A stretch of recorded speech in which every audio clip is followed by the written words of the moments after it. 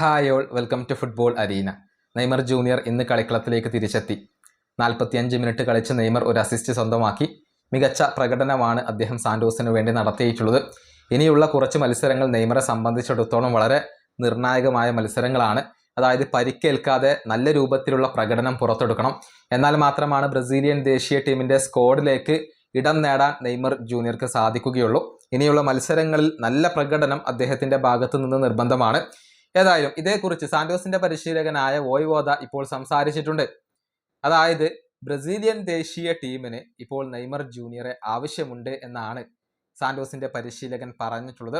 Neymar നല്ല പ്രകടനം നടത്തിയാൽ ആഞ്ചലോട്ടി സന്തോഷവാനാകുമെന്നും ഇപ്പോൾ സാന്റോസിന്റെ പരിശീലകൻ വ്യക്തമാക്കിയിട്ടുണ്ട്. അദ്ദേഹത്തിന്റെ വാക്കുകൾ ഇങ്ങനെയാണ്: എല്ലാവർക്കും നെയ്മർ ജൂനിയറെ ആവശ്യമുണ്ട്.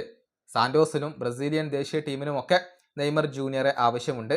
നെയ്മർ മികച്ച പ്രകടനം നടത്തിയാൽ തീർച്ചയായും ആഞ്ചലോട്ടി സന്തോഷവാനാകും.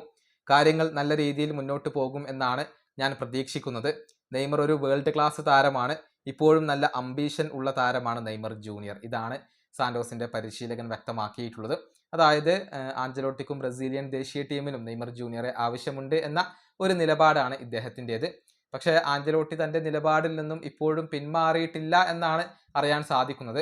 നെയ്മർ ജൂനിയർ തൻ്റെ കപ്പാസിറ്റി പ്രൂവ് ചെയ്യേണ്ടതുണ്ട്, ഫിസിക്കൽ ഫിറ്റ്നസ് പ്രൂവ് ചെയ്യേണ്ടതുണ്ട്.